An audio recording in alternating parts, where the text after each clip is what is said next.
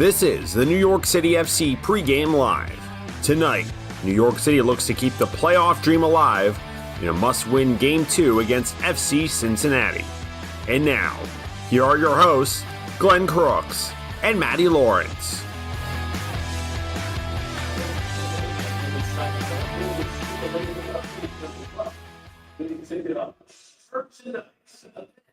And here we are in Queens, Willets Point, the home of a soccer-specific stadium in 2027 for New York City FC. It's right over the right field stands across Seaver Way, but Citi Field hosting a playoff game as New York City, in a must-win situation, goes up against FC Cincinnati, Game 2 of a best-of-3.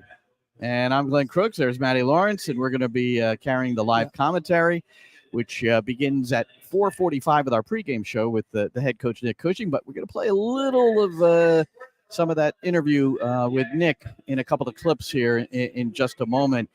And so, Matty, as you've told me in the past, you've played in playoff games. You've played in must-win playoff games. And, and I think we've used the words must-win on occasion during the course of the season. But this is like literally a must-win. Well, that's it. There's nothing else. This is a must-win. If you lose, you're out. That's that. You can't draw. You can't tie.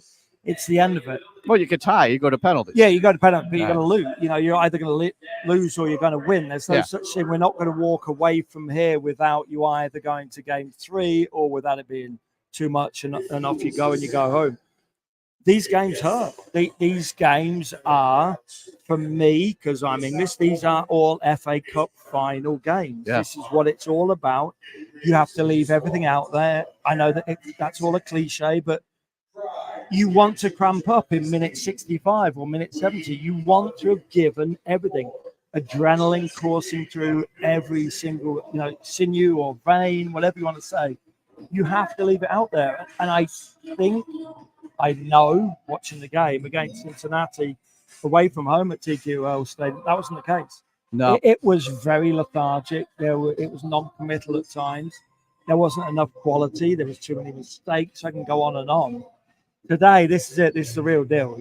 It's either do something well, do something precisely, or go home and let's get ready for 2025.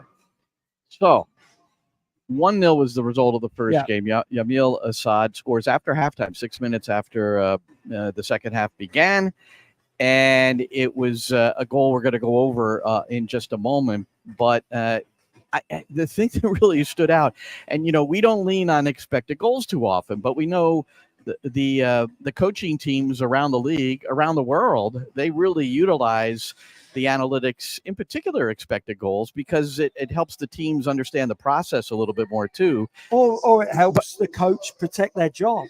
I think we hear it an awful lot when players or teams start losing games. All of a sudden the coach will suddenly say, yes, but we're doing well because our expected goals were 1.8 per game. But my point here is that was not the case in Cincinnati. The expected goals, 3.4 for Cincy, 0.32 for New York City. So that's a 3+ massive differential, which, as far as I know, is the widest margin this season. It's the highest figure for an opponent, and it's the lowest New York City has had this year.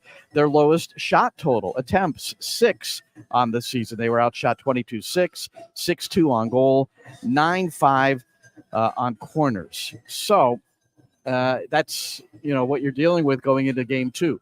Salentano didn't make a save. Yes, I'm sure statistically he was credited with 2 saves. Exactly. But what I'm saying is he didn't make an actual save. He didn't make a proper footballing save, right. a proper goalkeeping save. The 2 saves he made, he would have made 99.5 to 99.9 times out of 100. Yeah. That doesn't count. You can always lean towards statistics to point you in the direction of whatever you want. But we watched the game. It was wildly underwhelming. And we've known all season long that NYCFC can either be very poor or quite good, very, very rarely, or they can do well. They did against Tigres. They did against Inter Miami. They have had periods of being very good as a team, as a collective, but too often we've seen the inconsistencies. Things have to change tonight, Glenn. This is it. There are This changes. is it. There are 3 changes. In fact, Justin Hack will be in for Burke Reese at left central defense for New York City FC. Also, it'll be Micha Ilinic for Tavon Gray. That was expected. Yeah. Gray red carded near the end of that match. It was appealed by New York City. The appeal was denied, so Gray suspended for this one. He was also fined by Major League Soccer. And Maxi Barral is back in the 11, which I think might be the most important consideration here for Andres Perea. And all right, I'm getting Chris Sakonis is with us, and you're a little too low, so I'm going to crank up your volume so people can I'm always can slightly hear you. depressed. Well, now you're cranking in my head. I know. Sorry. So no, we're still going for the we're still going for the good balance here, but still the So that was there are changes. Of course, the Tavon Gray one is understandable. It has to happen. I stand by the fact, and I haven't always been the biggest proponent or the biggest fan of Tavon Gray. I don't think that was a red card. It shouldn't have been a red card. But I also said at the time, I understood how it wouldn't have been overturned, because when you slowed that action down, the fist was clenched and it hit the face of the opposition player.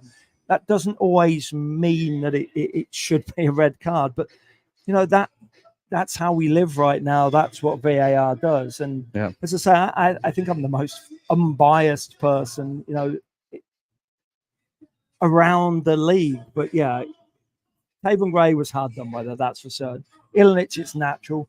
I don't understand the Burke Reese stepping aside. And we don't have any. I haven't been able to consult with Nick Cushing or anybody on the staff about that. It's possible Reese maybe suffered some sort of a knock during the course of training this week, so we're not sure of that.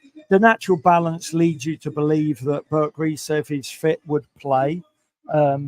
We know that he may not be the strongest mentally at times, but also the last time Justin Hack started a game, he wasn't particularly good either. So I guess that's a toss-up. It could be 50-50. But yes, I have to believe that Burke Reese is not 100%. Well, that broke a string of 5 consecutive starts for Hack when Burke Reese came in the opening game, the 1-0 loss for New York City. So the one goal, we're going to review that now.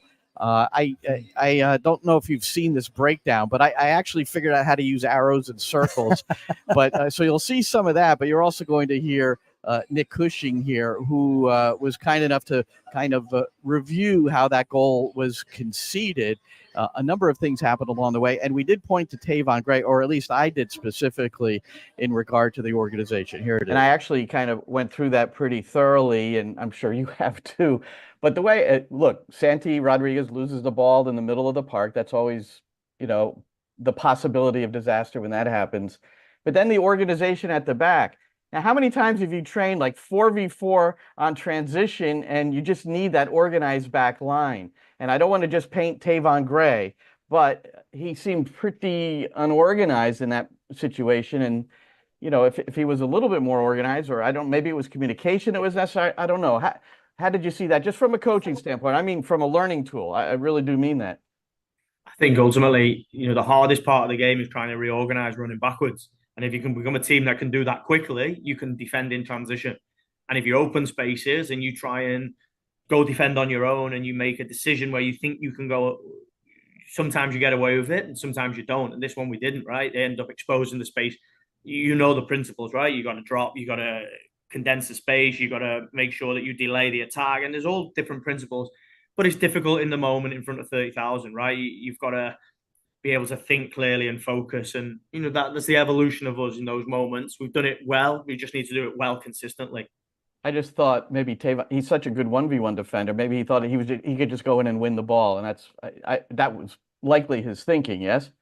Yeah, I think, and there's been many moments when you look at guys that go and do that and they just go and solve the problem themselves. And, that's the sort of 50-50 nature of it, right? You have to defend in all moments together because that is the easiest way to defend the game. So you have to defend in all moments together. So those were the key words, I think, from that. particular cut. And indeed, I think Gray probably figured he could just go and get the ball off of him. But, yeah, and of but course, still. we have to understand that Nick is the manager of players that still need to play in another game, hopefully 2. So we can't be too disparaging. Look, let's be honest. What we've seen there and what we saw from Tavon Gray was he lost his mind in terms of his ability to defend properly.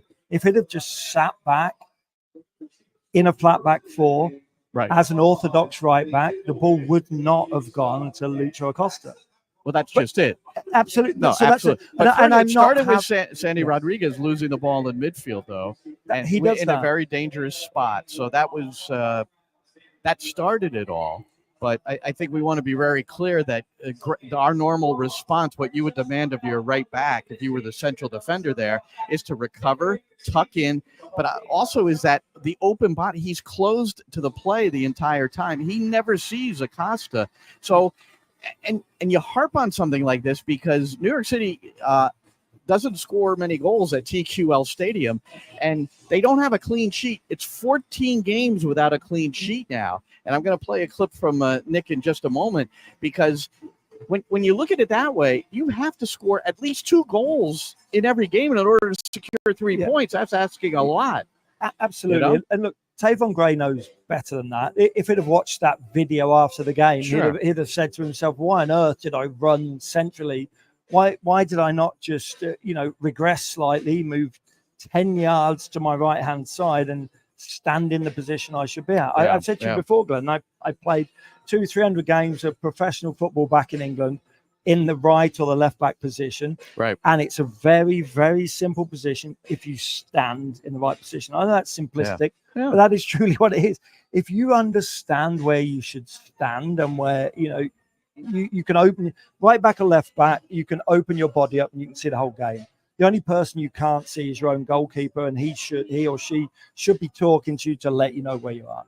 It's very, very simplistic. That goal should have been denied, should have been stopped. And you said it, I think, during the interview.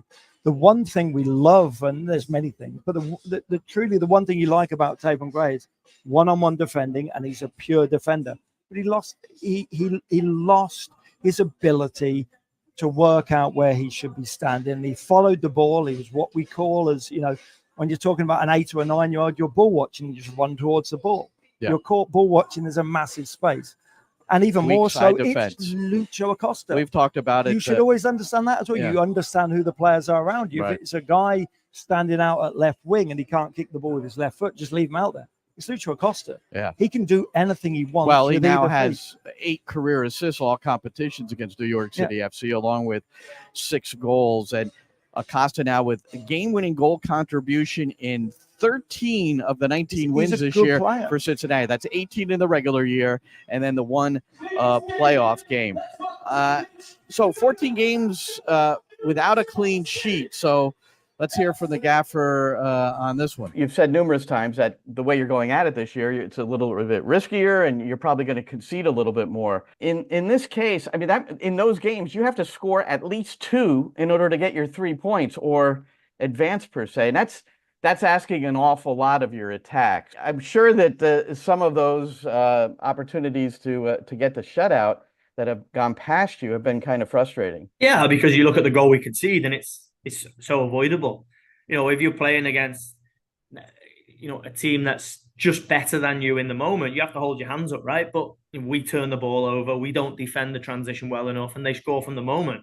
The other side is we can't give that many chances away from set play. If we do that, you give 9 corners and you give 1.6 away on set play, they're going to score, right? You play that game 9 times, you lose it 8. All right, so there's the gaffer Nick Cushing for New York City FC, whose overall record, all competitions now, 31, 32, and 27. And he's been with the City Football Group for a long time. He's worked through the ranks, including 7 years with the Manchester City Women, and now is in his second full season with New York City FC. No playoffs a year ago. Playoffs now, but this is one of his bigger matches as a manager, I would think. He's made some changes. And I think Maxi Morales, we talk about what Acosta's done against Cincinnati. Well, Maxey has 1 goal and 10 assists in his career against Cincinnati, and 5 goals in playoff competition. So Maxey's really performed under pressure too. Your better players have to come to the fore. This is a big game. This is a be-all and end-all. It's a must-win. If you lose, that's the end of that. And it's up to the likes of Santi Rodriguez, Maxi Morales, stands, Parks to protect the back line, Freeze to come up big as he has. Too often, I think this season, and this season being 2024, the calendar year, we've seen players either performing well together or badly together. This is a time when they all have to come together. This is a do or die moment. I know that's a cliche, but it has to be. This is you absolutely have to perform to your peak. There's players down there getting paid an awful lot of money to perform. And I've said it before, Glenn, I hate just talking about money, but because of the nature of MLS, you have to talk about money because there's players down there earning 10, 20 times as much money as their left back, Kevin O'Toole, or whoever it may be. So those guys, they have to turn up. And I think Maxi Morales is one of those players. You just have to hope that he's fit enough. Because there's been too much talk of him not being fit enough, and we understand his age and things like that. But this is potentially his last game as a There's professional. only so many cortisone injections you can have in your car. No, but what I'm saying is this is potentially his last game as a professional. Yeah. It's potentially the last game of 2024 for New York City. So if you're not 100% and you could still get around and maybe lead your team, you're going to play. This game we talked about could go to penalties, and if it did, because if it's tied at the end, it goes to penalties. And Matt Freeze, the New York City goalkeeper, 1 for 5 this season. He's got 1 save and 5 attempts at him. 3 for 15 in his career regular season. 2 for 16 in penalty kick shootouts. Now, for Celentano, 0 for 5 this season. 3 for 18 in career regular season. And there was 1 missed and then 5 goals scored against him. They've just had 1 shootout this year. And there were 6 attempts in that game against Santos Laguna. So I'm not sure what you think of those. I don't think either keeper is particularly fantastic when it comes to shootout time. No, and look, I think in penalty shootouts, it's who turns up on the day. I think it's very, very hard to say. All right. Look, being an English guy, I know that England always used to lose to Germany. It happened every time. European Championships, World Cups, and that kind of moniker like hung around your neck, and we would always lose to Germany. But I don't think there's that much history here in this occasion or with this occasion. So who knows? But look, first and foremost, you want to get the job done before you have to go to a lottery, which is a penalty shootout. You've got, after this game, Atlanta hosting Inter Miami. They're expecting 70,000 at Mercedes-Benz. And then a little bit later on, Minnesota hosting RSL.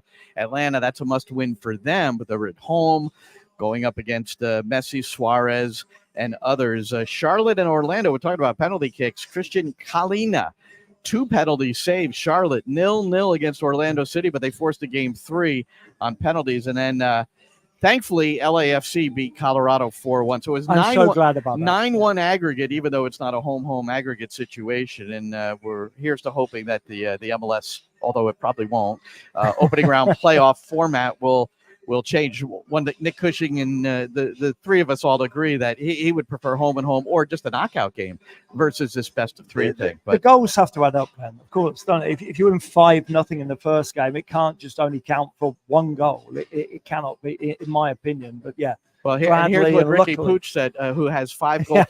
Yeah, it's like now. Which goes against the Galaxy, and I said LAFC. I think it's LA Galaxy beating Colorado. 22 days before their next playoff game. Which hurts you. He just threw a little.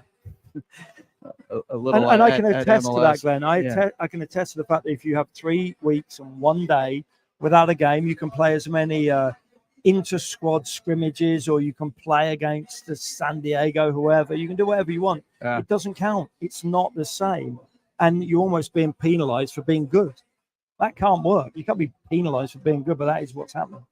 All right, so there are the teams warming up at Cincinnati on the right, New York City on the left. You see the big scoreboard where Michi Ilinic is getting this start. Last time he started against Cincinnati, went pretty well. He scored his first career goal, Matty, and en route to a 3-2 victory over Cincinnati. That was at Red Bull Arena. And we talk about what New York City can bring and what they need to bring. Here at Citi Field, 3 wins, 1 loss, 2 draws on the year when they used Citi Field as a home turf. And then we talked about they need at least 2 goals if they're not going to get the clean sheet. Well, 4 of the 6 games, they indeed got 2 goals here at Citi Field. So maybe it's set up well for a New York City FC. Well, before we close, Matty, and we are closing in just a moment here, I kiddingly asked Matty what that we were going to dress up for Halloween here on our pregame live, and I wondered what costume he would wear, and then he of course he just wrote back and said, "Come on." Anyway, but here are some. I thought I wanted to show these costumes because it's pretty cool. Now we know that Keaton Parks, his nickname is Big Bird. Yeah. So he's completely accepted that. This is off his Instagram. That's him with his family, his wife and kid. And the dog, of course. Yeah. But look, how great is that? So there's he was better in the air. Parks is good in the air. He's in the top 15 in MLS. I hope he proves it. Now, Lucho Acosta, I like his. He's Argentinian, so his costume I thought was pretty cool. He dressed up as Diego Maradona. Fun, huh? Yeah. Holding the World Cup trophy, and I don't know what's in the Maradona right hand. Maradona definitely didn't have those left leg tattoos. No, he didn't. But it's as close as you can I come. know. I'm kidding. And then and then finally, now Matty, this is the one game that you did not do this year. It was in Philadelphia, New York City, in Philadelphia, and this happened. No, I did not. Sal Rosamilia was my broadcast partner on the day, and then this guy running around with the garbage can. So why am I showing this? Well, here's our final Halloween costume. The guy there's a lot of people running out of the way there. The guy who was carrying the barrel put him. He did the. He put the. He's dressed as a raccoon. That's his girlfriend or partner who has the garbage can. And so I thought that was. Now that's clever. That is clever. All right, Matty. Well, we got a big one coming up. So pregame show starts at 4:45 with Nick Cushing on the pregame show presented by Ford. And then it's our live commentary. And if you happen to be at home watching us now and you're going to turn on Apple TV, and there are instructions which will pop onto my Twitter at Glenn Crooks shortly. But you can also use the drop-down app feature on MLS Season Pass to listen to us, your English hometown commentary, over the video that's provided by Apple TV. And we will also be joined in progress by SiriusXM FC after I don't know how Christian Pulisic and Milan are doing right now, but that match in Serie A is currently underway. And then once that one's complete, we'll pick us up. And then, of course, on the New York City FC Network, nycfc.com/radio. So for Matty, I'm Glenn. Thanks so much for joining us and look forward to sharing this game with you today. Playoff game, Citi Field. Talk to you later.